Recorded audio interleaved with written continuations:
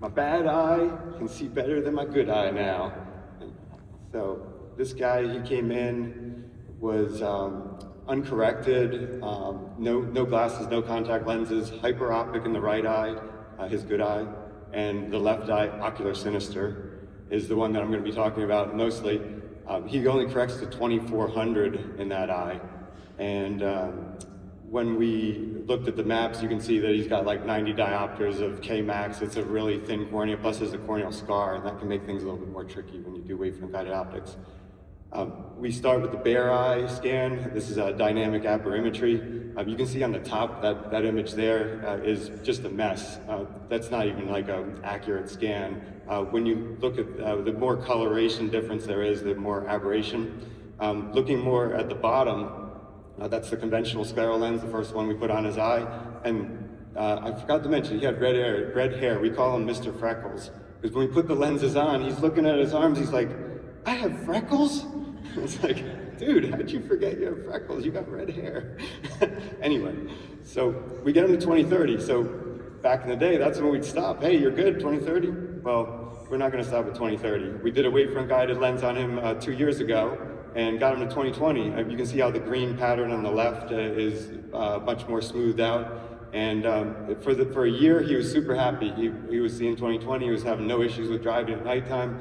Well, he comes back in, he was happy with his vision, but we needed to refit him. There was some fit changes. So we had to put him back into a conventional scleral lens, and that's where he's complaining. He's like, dude, I can't see to drive anymore. Like I don't even know if I'm in the lane.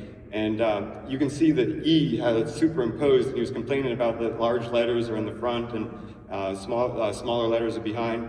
So then we dilated his eyes, because with the dynamic aberrametry, we dilate to make sure that when they drive, that their pupil is always going to be smaller than what the biggest scan is. And you can see how the E is really a mess when his eye is dilated, because the bigger the pupil, the more aberration you have, and that's just basic science. So we put him in a wavefront-guided lens again, and boom, he's back to he's 20/20 plus now. And that's when he exclaimed, my bad eye can see better than my good eye. So you can see there's still a little bit of aberration there. He had some scarring, and that's why there's that still a little ghosting. But what we learned here is we all know that wavefront-guided optics improve the patient's vision. And I was principal investigator as well as Chris Sint for the study. And we found that the RMS values, like the sweet spot when they have the standard scleral lens on, the conventional scleral, is like between 0.7 and 1.5. So I think it was smart of Jason Chetica when he did his studies, he didn't do too high of the RMS, because you get really good bang for your buck when you go for the ones that are in the 0.7 to 1.5 range. If the pupils are too small, then they don't notice the improvement as much. 4 millimeters is probably the minimum for dim light, but when you have like 6, 7, 8 millimeter, they're the ones that really are happy. And so I got 30 seconds left.